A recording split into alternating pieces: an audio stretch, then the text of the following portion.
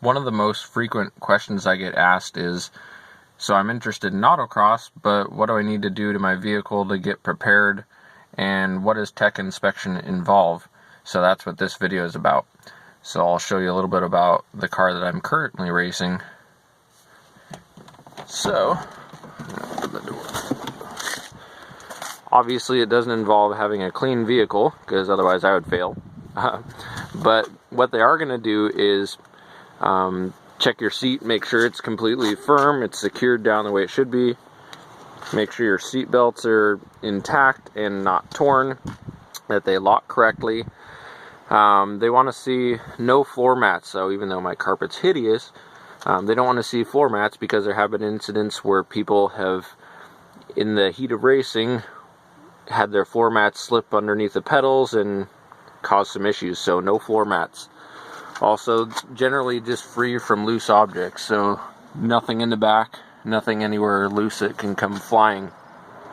And as we're looking at my helmet, helmets are always required, and at 99.9% of all the racing events, they're going to require a Snell approved helmet. So oftentimes the sticker is here on the back of the helmet, sometimes it's up inside there underneath the cushioning.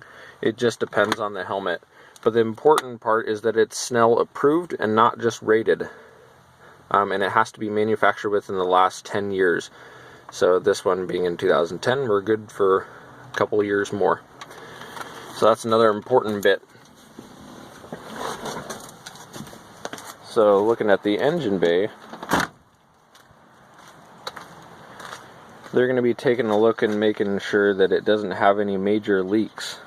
So it's not like, oh man, if you've ever had one drop of oil, you're screwed. It's mostly, are you going to be leaking all over the track and presenting a hazard for other drivers? So no obvious visible leaks. Your brake fluid reservoir actually has fluid in it. Sometimes they'll even test your throttle cable, make sure it's not sticky. This is one thing that they always check at every event I've ever been to, and people get dinged on all the time, and it's so simple. You need a proper battery securing device, whether that's the factory one or you can get cheap ones from O'Reilly's or wherever. You need to have one. Zip ties, bungee cords, and all kinds of stuff like that is not allowed. So they're always going to feel it, make sure it's totally secure like that. That's one of the biggest things you'll get dinged on right off the bat. Other than that, it's pretty simple. There's not a whole lot of crazy requirements. The helmet and the battery securement are the biggest things, but then also what they'll do sometimes is they'll look at your ball joints and tie rods to make sure they're not loose, make sure you're not going to lose a wheel. So this is what they'll do. So they're going to walk up to it and kind of give it a good shake to make sure it's secure. So they'll kind of tug it like that, make sure it's not rocking around and loose and about to fall off. Also, they're going to take a look at your tread just to make sure that you're not showing any threads or anything like that. And those are the biggest things. It's really not all that complex. Just basically make sure your car isn't about to fall apart or break, and you should be good.